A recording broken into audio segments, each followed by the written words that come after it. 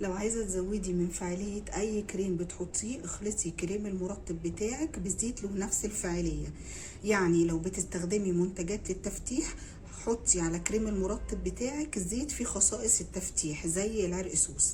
لو بتستخدمي منتجات للتجاعيد، حطي في كريم المرطب بتاعك زيت للتجاعيد زي لبان الذكر او مر البطارخ. لو عايزة لمعة ونضارة لوشك، حطي في كريم المرطب زيت زي زيت الورد او زيت بذور العنب. كريم المرطب بتاع الوش بتاعك ما تشتريهوش يكون فيه فيتامين سي ولا ريتينول، هتتأيدي ومش هتعرفي تستفيدي بيه كويس. لانك لو بتحطي فيتامين سي وجيتي تحطي كريم المرطب بعديه وكان فيه ريتينول، هيبطلوا من فعالية بعض. والعكس، لو بتحطي سيرم ريتينول وبتحطي بعديه كريم مرطب فيه فيتامين سي، برضو هيوقفوا فعالية بعض. الصح انك تجيبي كريم مرطب يكون فيه مواد ملطفة زي الهيالورونيك، المارين كولاجين، البيبتايد. لو بتعملي وصفات طبيعية لوشك، نوعي بين وصفتين، ما تثبتيش على وصفة واحدة بس.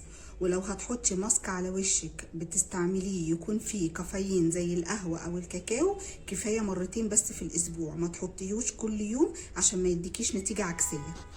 اهم منتجين لازم تحطيهم على وشك باستمرار فيتامين سي والريتينول، ولازم تجيبيهم كل واحد في منتج لوحده، ما تجيبيش الاتنين في منتج واحد عشان يكون كل واحد فيه تركيز محترم تقدري تستفيدي بيه.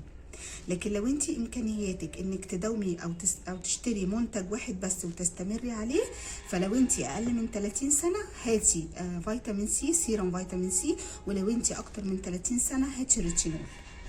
انتي مش عجينة عشان تسمعي لترند الخميرة اللي بتنفخ الخدود. عمر الخميرة ما هتنفخ لك خدودك. الخميرة بتدي نضارة وتفتيح، لكن عمرها ما هتنفخ لك خدودك. ما تضيعيش وقتك.